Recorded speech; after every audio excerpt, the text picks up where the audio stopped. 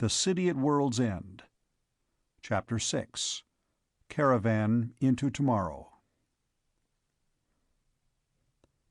Keniston lost track of his own emotions very quickly in the rush of urgent tasks. City Hall became the nerve center of the evacuation. The police and National Guard officers were already there, and other men were called in. The wholesale grocers, the warehouse men, the heads of trucking and bus and van lines. McLean, the big raw-boned manager of the largest trucking company, proved a tower of strength. He had been a transport officer in the last war and knew something about moving men and supplies. "You'll have a traffic madhouse, and you won't get these people out for weeks," he said crisply. "It's got to be organized by wards. There have to be quarters in your domed city assigned for each ward, so they can go into their own streets when they get there." Hubble nodded. "I can get a crew of 20 men ready to handle that." "Good. I figure the move will take 3 days. A third of the population is about all we can handle safely at one time. Civilian populations are the devil and all. Now, there'll have to be a squad assigned to distribute fuel to the ones who have to wait here in Middletown, and to quarter them as to conserve that fuel. Also—" Hubble sighed. "You take a big load off my mind, McLean. Will you organize the march? Keniston can lead the first contingent when you're ready." McLean nodded brusquely, sat down at someone else's desk, and began to fire orders. Hubble departed with his 20 picked men, well armed, to set up a base in the domed city. The radio chattered incessantly now, urging, soothing, cajoling, issuing instructions. Police and guardsmen were dispatched to each ward, with a responsible man heading each squad.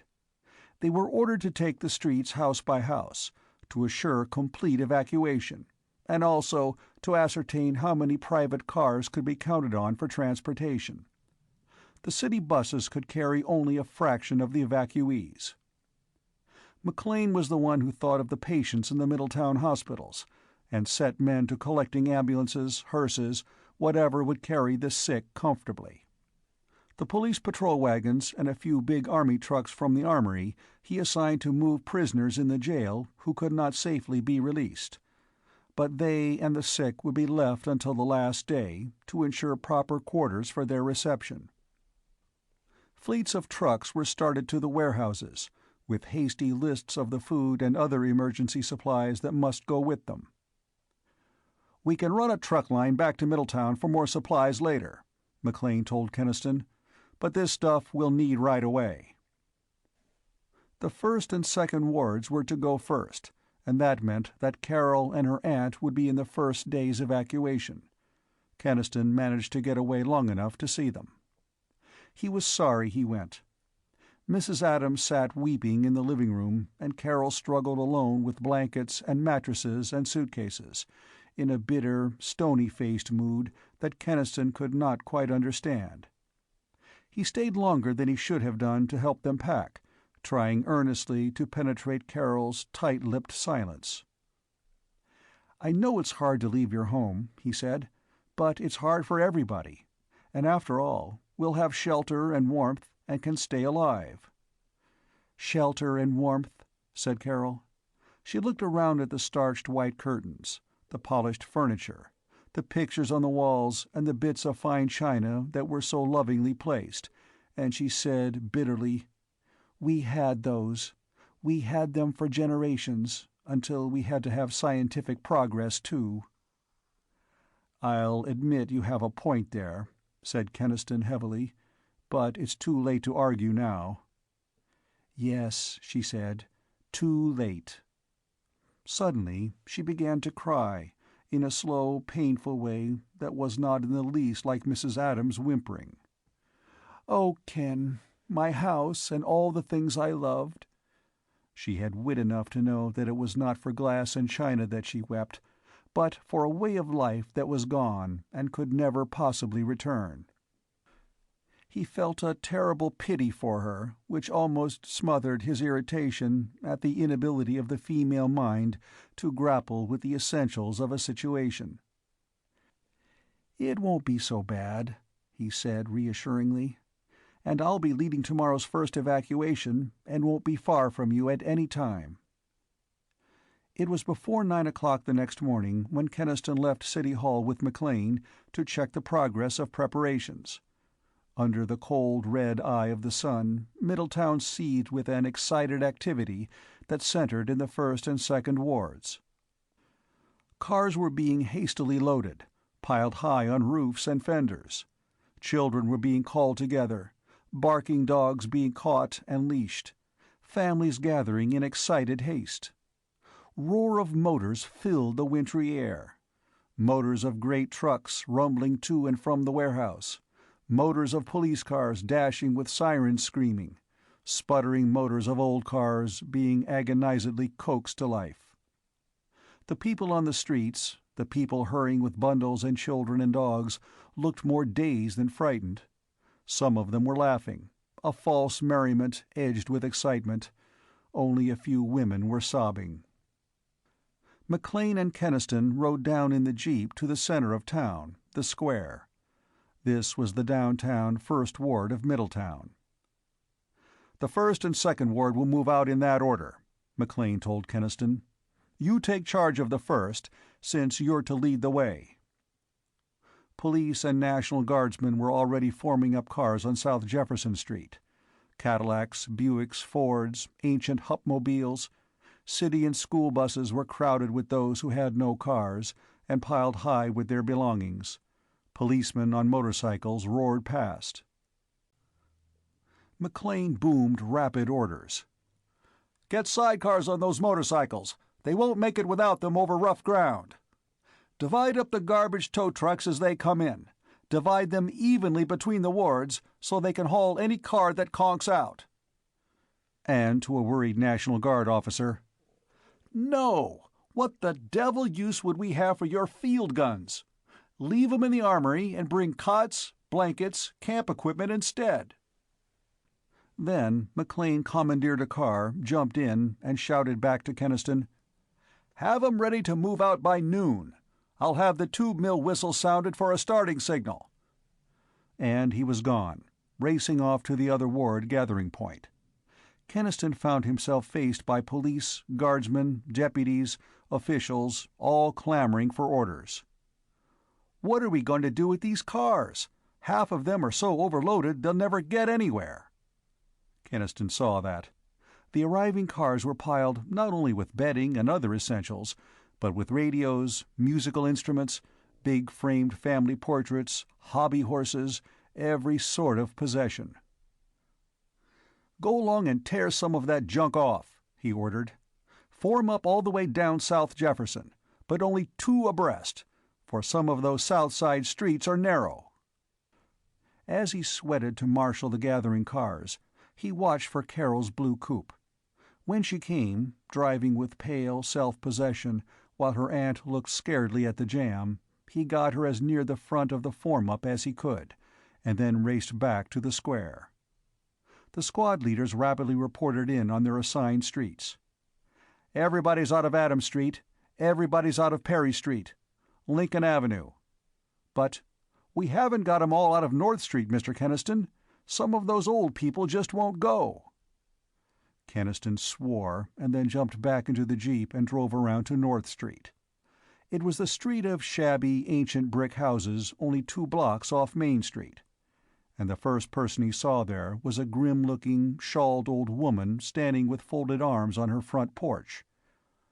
"I'm not leaving my home," she snapped to Keniston before he could speak. "I've lived in this house all my life, and my mother before me. I'll not leave it now." She sniffed scornfully. "The idea of the whole town taking up and running away just because it's got a little cold." Keniston, baffled, saw a little girl of 6 peering at him from inside the window of the house. "That your granddaughter?" he asked. "Listen, she'll be dead in a few days. Stone frozen dead. Unless you bring her and your warm clothes and blankets along now." The shawled old woman stared at him. Then, her voice suddenly dull, she asked, "Where do I go?" He hastened on along the street. A peppery old man was being carried out in a wheelchair by two squadmen, and was viciously striking at them with his cane. "God-damn foolishness!" he was swearing. They got them into the waiting buses and hastily loaded on their belongings. Then Keniston raced back to the square. His watch said 11:10, and he knew how far they were from ready. On the square, under the big sycamore tree, a gaunt, tall man with burning eyes was brandishing a Bible and shouting to no one, "End of the world! Punishment for sin!" Lauber, the truck dispatcher whom McLean had left in charge of the First Ward caravan under Keniston, came running up to him when he reached South Jefferson. "These people are crazy," he panted. "The ones already here want to start right now, and they don't even know the way." Keniston saw that the police had drawn a barricade of big trucks across the street some blocks southward. Cars were surging against it, motors roaring, drivers shouting, horns sounding in a deafening chorus. Panic. He knew it was in the air. He, all of them, had known there was danger of it when the mayor had made his broadcast. They had had to risk it, for only real fear could make people leave their lifelong homes. But if it got out of hand... He rode along the line shouting, "Form up! Form in line! If you jam the street, you'll be left behind!" He couldn't even be heard. Limousines, trucks, jalopies, they crowded each other, banged fenders, bumped and recoiled and pressed forward again, and the horns never stopped their shrieking cacophony. Keniston, sweating now despite the frozen chill of the air, prayed that the gathering panic would not burst into violence.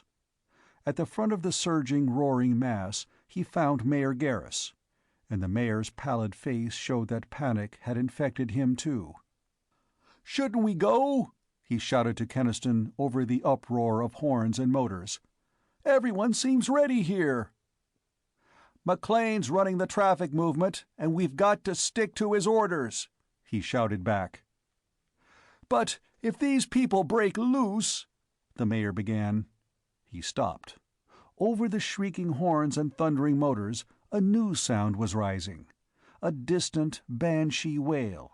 A faraway scream that swelled into a hoarse, giant howl. The auto horns, the shouting voices from the cars, fell silent.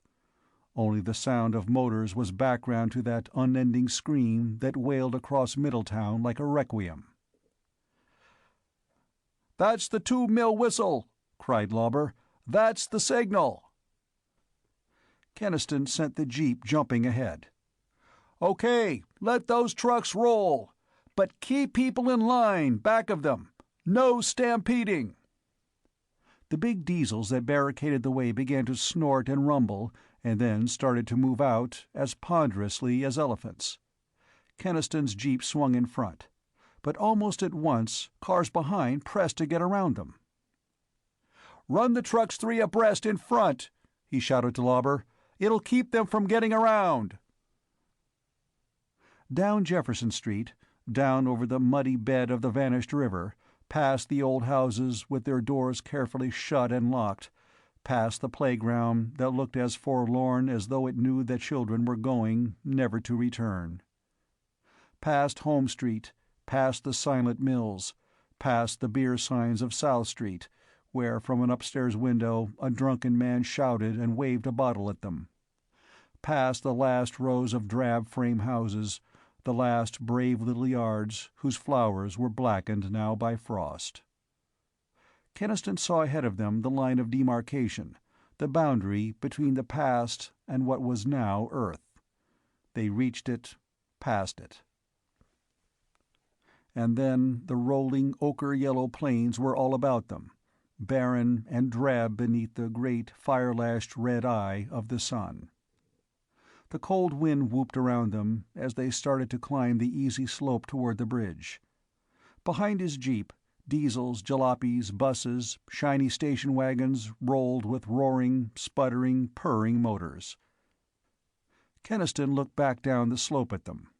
Already the other ward was moving out, and he rode at the head of a huge caravan of vehicles crawling endlessly out of Middletown, a caravan out of the earth that was gone forever into this unguessable tomorrow. End of chapter 6.